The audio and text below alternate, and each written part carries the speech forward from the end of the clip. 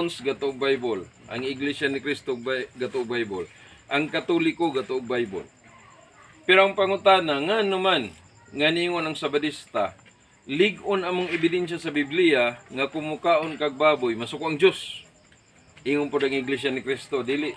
Lig-on ang among ebidensya sa Biblia nga ang baboy limpyo, ang hugod dugo. Ingon po ang Katoliko, di man dugo o baboy pwede na pulutan. So ang pangutana, kinsa may insakto karon. So posible na ay wala nakaila. Unsay gusto sa Dios, di ba? Una nay wala nakaila kinsa ang Dios. Ikaduha, posible na ay wala nakaila unsay gusto sa Dios, di ba? Unsaon siya sa pagsimba, di ba?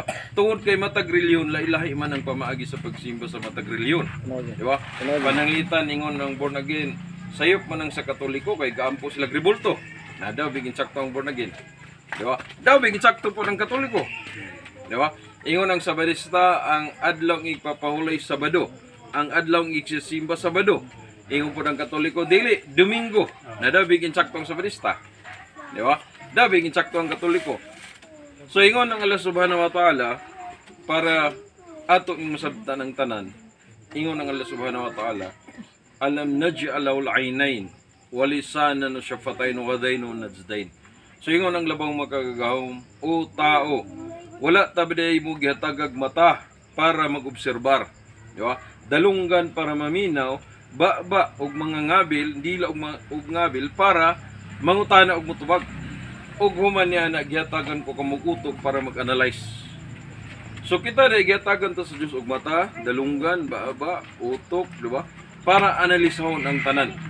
Nga nag-ingon ang taga-impierno, ingon na mention sa balaan nga Quran, law nasmaw aw nakiluma kunna fiha sabus sa'ir. So ingon ang taga-impierno, kung gigamit lang unta na po akong mata, dalunggan ba utok, wala ko aning lugar karon. So ang hinungdan day nganong wala gitun-an sa tao, di ba? Ug wala nganong wa siya nangutana. So natural gikinahanglan ang sharing, di ba? Sama ani atong gibuhat karon para at least matimbang-timbang ang tanan, di ba? So karon mangutahan ako sa inyo, ugotro, gato mo og Biblia. Oo.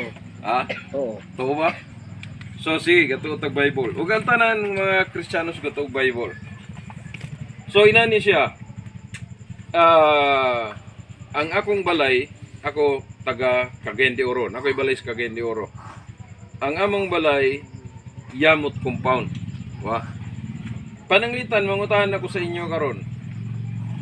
Kay pagsulod sa Yamot Compound, ang una malabyan, gwardya. Sa pananglitan, mangutahan ako sa inyo, unsay apelyido sa gwardya, kabalo mo, dili. Nay makatubag karon.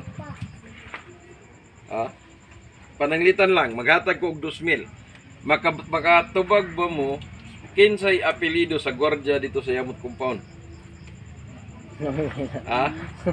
Dili, okay la. Kaya nga naman, dili man ta dito kapuyo. Ako, kay dito man ko kapuyo. So kabalo ko kinsay gwardya pagsulod dito sa compound. Di ba? So mangutahan ako sa inyo, unsa man tong gwardya? Itumon, putiun. Salamat pala. So, nay makatubag? Dili, wala. Ha? Way, makatubag. Bakit nga naman, wala man mo kita. Wala man makato sa kining Yamot Compound. Ba? So, wala